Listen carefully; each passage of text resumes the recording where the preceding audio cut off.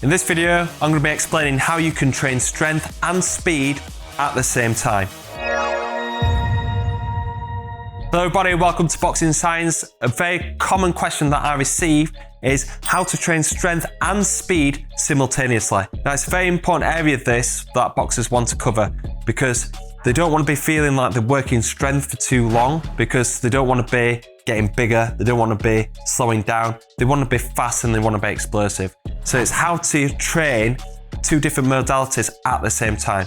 There's three different ways that you can do it. The first one is the most common one that we do at Boxing Science, is that we keep plyometrics and loaded jump exercises and punch specific exercises in the program at all times. We do this through an extended warm-up. When an athlete comes into Boxing Science, they'll do their mobility warm-up, where they're working on rotational, shoulder, hip mobility, and glute strength and activation. They then move on to the extended warm-up, which requires a few different exercises that are explosive and punch specific. So they'll do a plyometric exercise, whether that's a counter movement jump, loaded counter movement jump, or they might be doing some short ground contact work, doing pogos and different alternatives of that.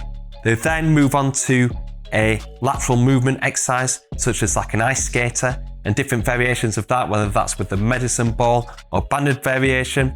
And then a punch specific exercise, whether that's a landmine punch throw or a medicine ball punch throw. So we're looking to fire up that lower body. We then load up the hips and lateral movement, and then we transfer that lower body energy through the kinetic chain through a punch specific exercise.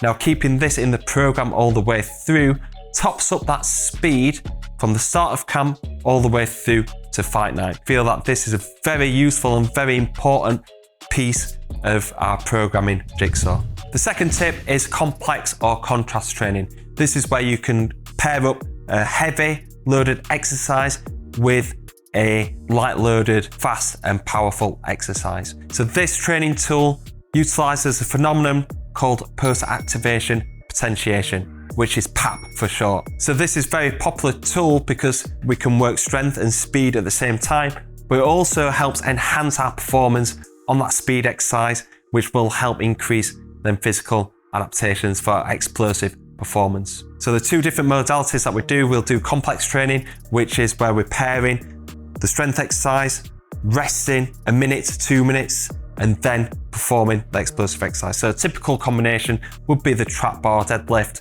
with a counter movement jump. Contrast training is where you perform the strength exercises back to back. So you might do 3 sets of 3 on the trap bar deadlift, then you're going to rest 4 minutes, and then you do jumps as a separate exercise. So we'll be doing 3 sets of 3 on the counter movement jumps as well. That all depends on the training status of the athlete. It's very individualized responses to the strength training stimulus. So if you want any more information on this, go and check out our tutorial on complex training. The link is in the description. Third is accommodating resistance. This is where we add accommodating resistance through bands to our key exercises. Key exercises being trap bar deadlift, box squats, and also a pressing action such as a floor press or a dumbbell chest press. With this is increasing that tension throughout the concentric phase of the movement, and this requires acceleration. You can't slow down during this lift. You're needing to accelerate all the way through the sticking point and all the way through to end range of the action. So this helps increase acceleration during your lifts. So not only are you lifting heavy loads and getting stronger, but you're also training that acceleration, which will then transfer into explosive strength performance. Okay guys, so there are 3 tips for how to train strength and speed simultaneously. If you've got any questions, leave them in the comment box below. And if you're not subscribed yet, hit that subscribe button so don't miss out on any future content. Thank you very much for watching. Hopefully see you on the next video of Boxing Science.